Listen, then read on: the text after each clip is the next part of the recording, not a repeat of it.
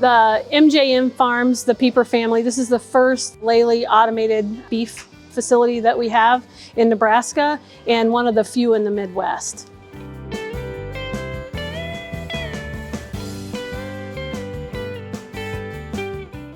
So we installed the Lely automation equipment, and so we have two MFRs, mixing and feeding robots that feed these 960 head of cattle. They're feeding anywhere from 8 to 10 times a day, I believe. It's a matter of labor savings and healthy animals. We have them on the Animat rubber. One of the things that customers mention is the health of the animals in the pens. They're calmer. Better for them to be standing on rubber than concrete. For our deep pit barns and our dairy facilities, wherever we can use rubber, we choose Animat simply because of the quality and because of the customer service that we get.